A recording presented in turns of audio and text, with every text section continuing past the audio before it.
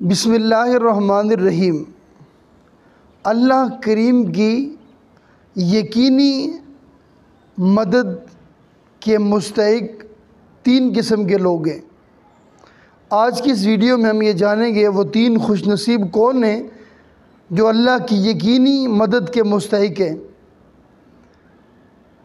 حضور علیہ السلام کی ایک حدیث پاک میں آتا ہے، حضرت ابو ہریرہ رضی اللہ تعالیٰ عنہ روایت کرتے ہیں کہ حضور نبی اکرم صلی اللہ علیہ وآلہ وسلم نے ارشاد فرمایا، تین قسم کے لوگ ایسے ہیں جن کی مدد کا ذمہ اللہ کریم نے اپنے اوپر لیا ہے، یعنی ان خوش نصیب لوگوں کی مدد، تین قسم کے ایسے لوگ جو خوش نصیب ہیں، اللہ کریم نے ان کی مدد اپنے ذمہ لے لی ہے۔ وہ تین خوش نصیب کون لوگ ہیں؟ وہ کرتے کیا ہیں؟ پہلا ان میں سے خوش نصیب وہ ہے جو شخص اللہ کی راہ میں جہاد کرتا ہے۔ اللہ کریم کی راہ میں جہاد کرنے والا شخص، یہ وہ خوش نصیب ہے جس کی مدد اللہ نے اپنے ذمہ لی ہے۔ یعنی جو شخص اللہ کے راستے میں جہاد کرتا ہے، اللہ کے راستے میں نکلتا ہے، اللہ اس کی مدد کرتا ہے۔ ہر طرح کی مدد اللہ نے اپنے ذمہ اس کے لیے، جو اللہ کی راہ میں جہاد کرتا ہے۔ اور جہاد کرنے والے کے بارے میں اللہ تبارک و تعالیٰ نے قرآن کریم میں ارشاد فرمایا، وَلَا تَقُولُوا لِمَن يُقْتَلُ فِي سَبِيلِ اللَّهِ أَمْوَاتٌ بَلْ أَحْيَاءٌ وَلَٰكِن لَّا تَشْعُرُونَ۔ جو لوگ اللہ کی راہ میں مارے جائیں، اللہ کی راہ میں قتل ہو جائیں، آپ انہیں مردہ نہ کہو،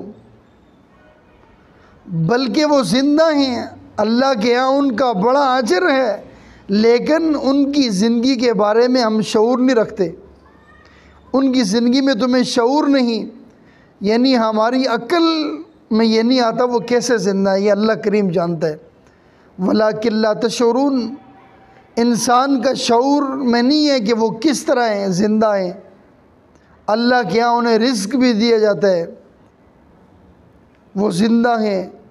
جو لوگ اللہ کی راہ میں مارے جاتے ہیں، اللہ کی راہ میں جہاد کرتے ہوئے شہید ہو جاتے ہیں، بظاہر تو وہ دنیا سے چلے جاتے ہیں، لیکن ان کا نام ہمیشہ زندہ رہنے والے لوگوں میں شامل ہو جاتا ہے۔ اللہ ظاہری طور پر تو وہ دنیا سے چلے جاتے ہیں، لیکن انہیں تا حیات وہ زندگی ملتی ہے جہاں موت ہی نہیں ہے، جہاں حیات ہی حیات ہے، وہ زندہ ہیں۔ پہلا خوش نصیب وہ ہے جو اللہ کی راہ میں جہاد کرتا ہے۔ اللہ کریم ہمیں سب کو جہاد کرنے کی توفیق عطا فرمائے۔ اور دوسرا خوش نصیب وہ ہے جس کی یقینی مدد اللہ نے اپنے ذمہ لی ہے۔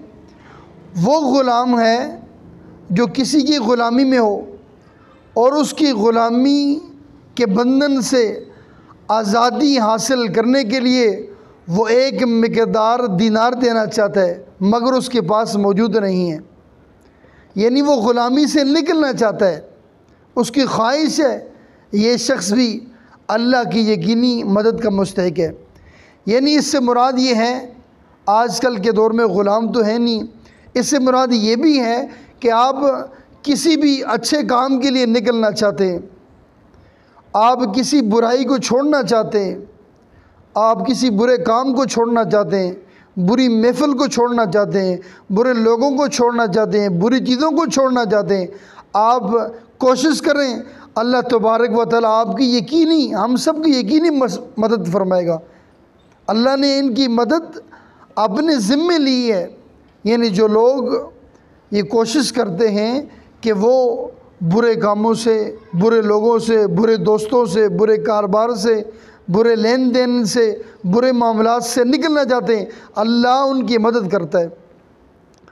تیسرا وہ خوش نصیب انسان، وہ خوش نصیب جو پاک دامنی عزت کے لیے اپنی عزت کے لیے، اپنی پاک دامنی کے لیے، اپنی پاک دامن زندگی بسر کرنے کے لیے نکاح کرنا چاہتا ہے، مگر غریبی اس کے راستے میں آڑ آ جاتی ہے، یعنی غریبی کی وجہ سے وہ نہیں کر سکتا، غریبی ہے لیکن وہ کرنا چاہتا ہے، یہ شخص بھی اللہ تبارک و تعالیٰ کی مدد کا مستحق ہے۔